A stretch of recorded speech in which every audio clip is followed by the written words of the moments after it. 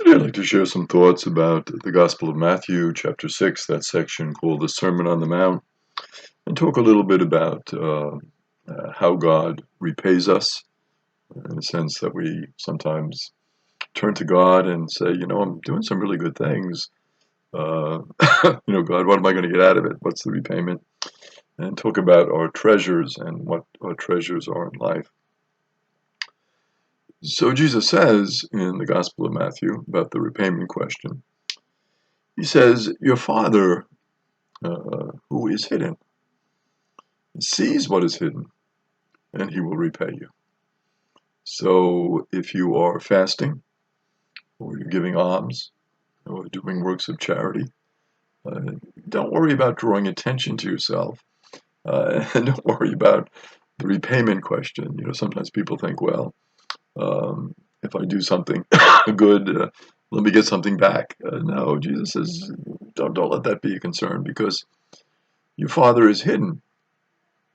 Now, what does Jesus mean by your Father who is hidden? Well, we don't see God all the time. We certainly see God through the sacraments. They're signs of God's presence. We see God as we read God's Word. We see God in our community. We see God in other people who are in need.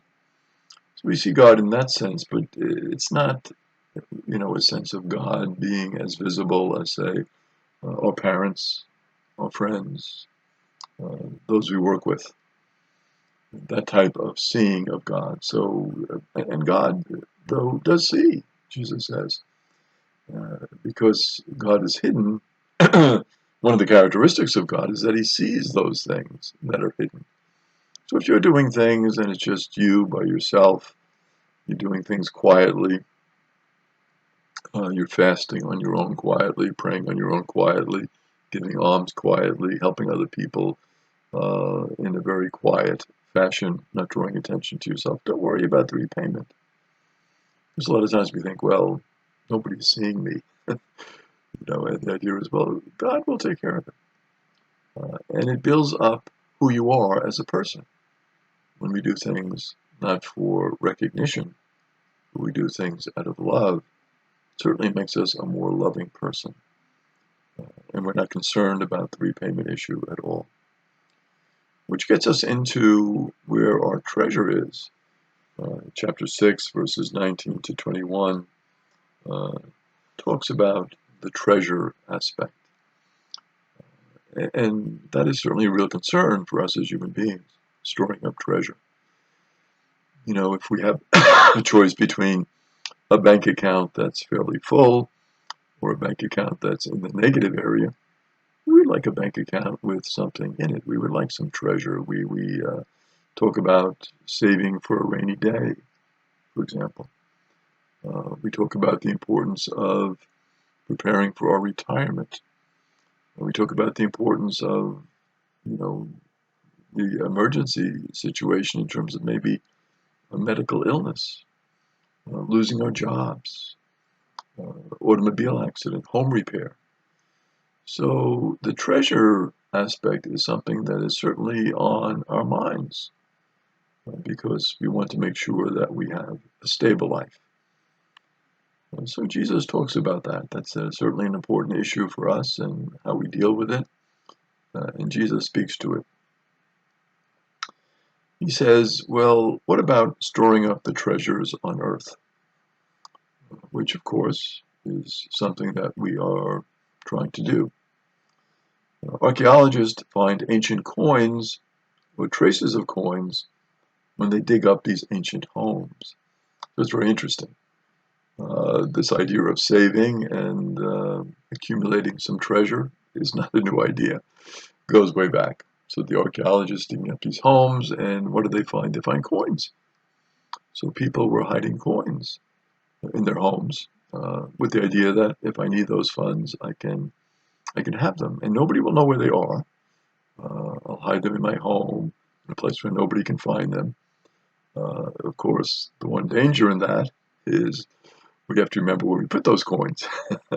And maybe some of those coins that archaeologists have dug up, maybe people forgot where those coins were. That could be an issue as well. Um, People at this time had really little use for hard currency. That was not the situation. It was a bartering type of economy. So they would bury the coin rather than use the coin because there was no need for the coin. It would be especially buried during times of political disturbance. And of course, there were many times of political disturbance in the ancient world as there are today, where there are revolts, where there are invasions, warring factions in a community, even within the same town. You have that situation. So thieves and robbers were always a danger, especially during those times of disturbance. Thieves could come in and take all your coins. They would often also not only store coins, but costly garments, garments that were used for special occasions. They were stored away where those robbers, those thieves, could not find them. So what Jesus is talking about here is something that would have been familiar to his audience. This idea of storing up the treasures. Yeah, we had to do that because of the difficulties of the times. Just like today, we store up treasures maybe in a different way, maybe in a bank account, maybe in property, maybe in a certain investment, stocks.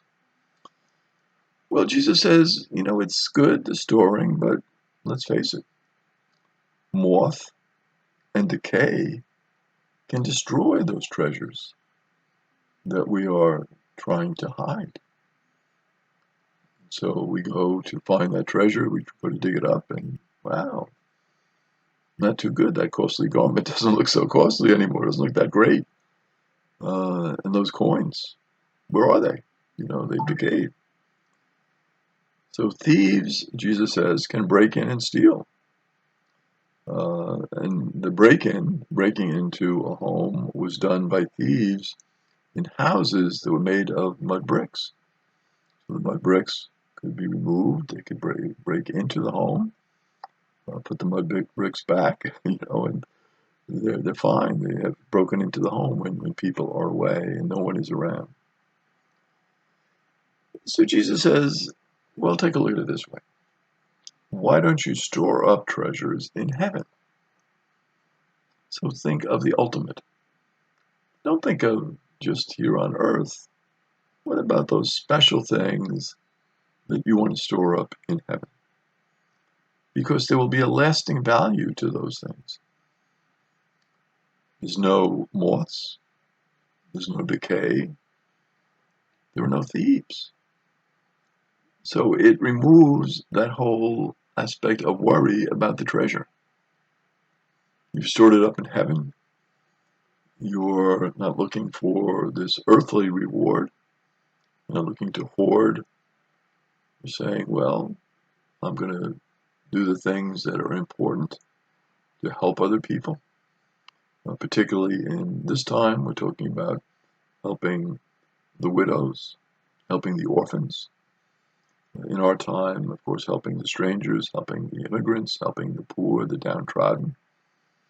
All of those things store up a treasure that is in heaven, treasure that is not going to decay.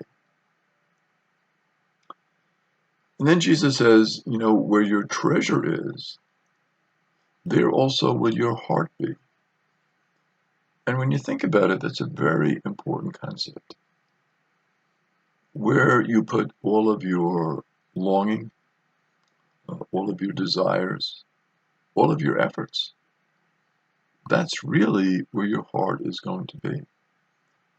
So if your heart is into following Jesus and helping others, particularly the most vulnerable, you'll be always thinking, well, what can I do to help this person? Maybe they need a home, maybe they need a job. Can I assist them for a while, help them get by? Maybe it's an immigrant who's coming from another country who needs our help. We say, what can I do to help that person? Maybe I can help them with language skills, help them find housing, help them find employment, help them with their families. Maybe do some babysitting for them. What can I offer to assist those people who are really in need, people who are very vulnerable. How can I assist? What can I do to make their lives a little bit easier? And that's where my heart will be. So the theme of Jesus speaking about the treasure is to try to be wholly consecrated to God while we move toward the light. Earthly treasures can consume our attention, can consume our heart. And Jesus says, now wait a minute. If we think more of God and trying to follow God's ways, then we will move toward the light. And we will embrace the way of the heart, the way of spreading love, the way of caring for other people.